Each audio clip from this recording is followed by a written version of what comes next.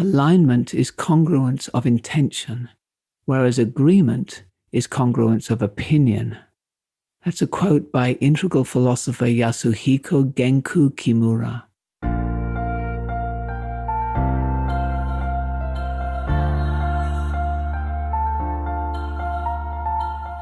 This is Walking Your Talk, a personal development podcast about leadership, authenticity, and courage. I'm Carolyn Taylor, and I've spent my life working with leaders in organizations on how to change their culture. But this is much more personal. If you want to be known as someone who walks your talk at work and beyond, then this podcast is for you.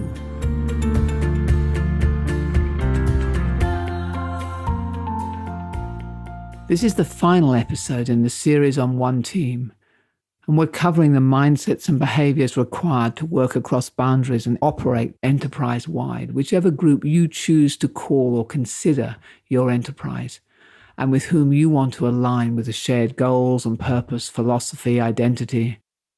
The whole series has been about removing silos between groups of people for the benefit of a larger, broader whole. This week, I'll talk about alignment and what it actually requires from each of us to contribute to that, because it's often confused with agreement, and it's alignment that you need to cultivate a one-team culture, not agreement. When I talk about alignment to people, they often say that they have a challenge because they see that their goals, or those of their team, or their needs, are not necessarily in alignment with the bigger entity of which the team sits. And almost always their affinity lies with the smaller team. I think we're hardwired to look after the needs of our immediate family first. It's a survival drive. So to overcome that does take some effort. And often one of the exercises I do with clients is that I interview members of a team ahead of running some form of workshop with them. And when I ask them about their challenges or their role, most of them reply associated with the immediate team. I can think of one particular team where they were a division of a big organization, and every single one but one spoke just about what we need to do locally. And one person spoke about there was a new CEO had come in and had a whole lot of different aspirations. And she was the only one who said, part of our challenge is we need to find out what this person needs, this leader needs, and we need to fulfill those goals for him. I come back 3 years later, and guess who's the person who's been promoted? It's very interesting to watch because she was the one who saw the bigger picture. So when there appears to be a conflict, in my experience, if you go up a level or two, that conflict starts to dissolve. It's at the micro level that the conflict becomes really great. And I think this is where the difference between alignment and agreement really comes in. Because agreement means that my opinion and your opinion on how we're going to do things has to be the same. And that does make things easier. But sometimes that's not possible to achieve. And we spend a huge amount of effort actually trying to achieve it. Especially if we've got a strong dose of besting or one-upmanship going on, that competitive drive then causes us to spend more and more time and energy trying to prove that we're right. And it makes it so much more difficult then to back down or to concede. And yet in the bigger scheme of things, often both options or both points of view have merit, and probably both of them could work. So aiming for agreement will often lead, in my view, to a lot of right-wrong thinking. And even if both parties are being quite constructive, it might result in having to agree to disagree. Alignment, however, occurs when everyone is able to say, I can support this. I can live with this decision. I can make this work. You know, I once watched an improv group. It was highly recommended for corporate functions, actually. They were called the Showstoppers. They were based out of London. And they had it at this event that I was at. And what I noticed was that one character would speak. And in what they said, they actually then directed the story into a new direction. So they might say, oh, we have to go to hospital now because, our father's had a heart attack. And everyone else in the group then immediately jumped on to that theme that this person had introduced and added to that storyline. And yet if they'd been in the lead in that moment, they would have taken things in a different direction. And they might think they would have taken it in a better direction. Maybe they would all have gone off on a train to some new adventure.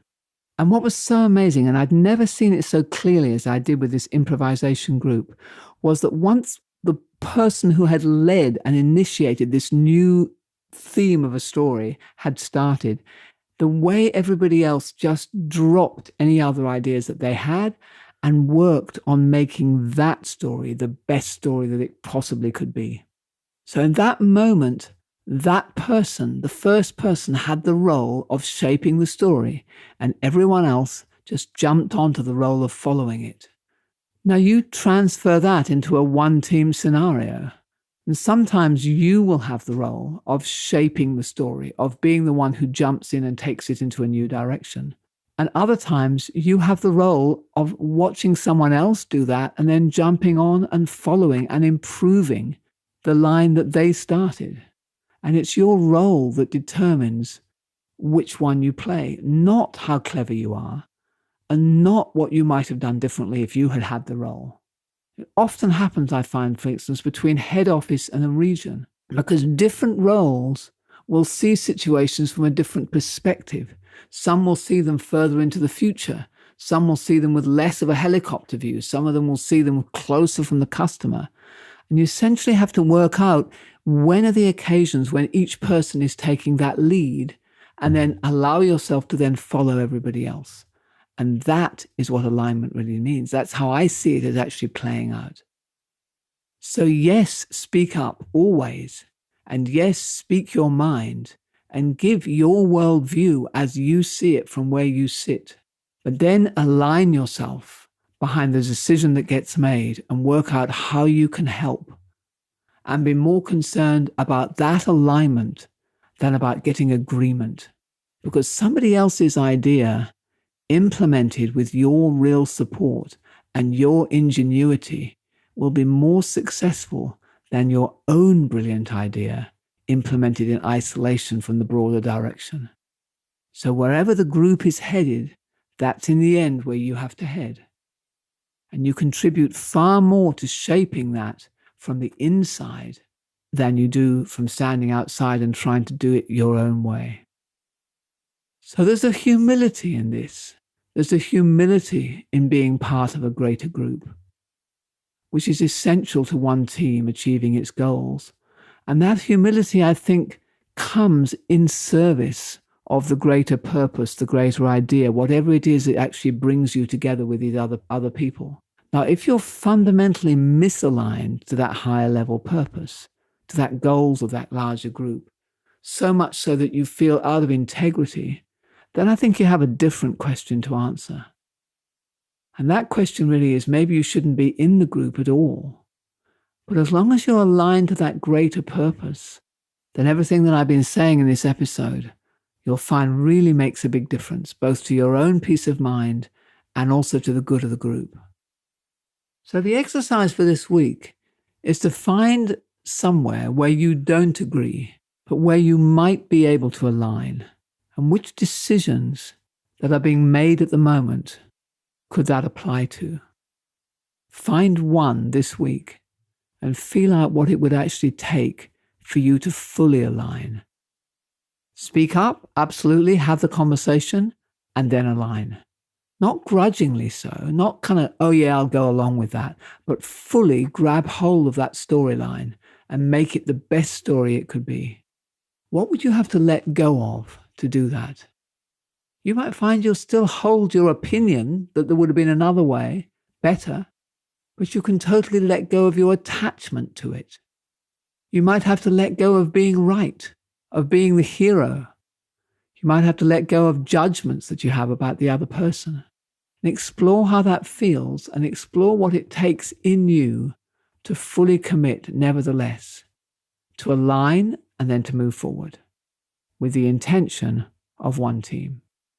And go broad in this exercise, not just in your organization, but maybe in your profession, maybe in your planet, wherever you want to play with it. What does it take for you to align? So that brings to a close the series on one team. And I very much hope as a result of this that we've given some insights, some different ways of looking at it, and some opportunities for you to actually step up, take that helicopter view, and start playing on a bigger stage and recognizing the contribution you can make there, which is way bigger than what you're making right now. Thank you so much, and I'll see you next week with a new series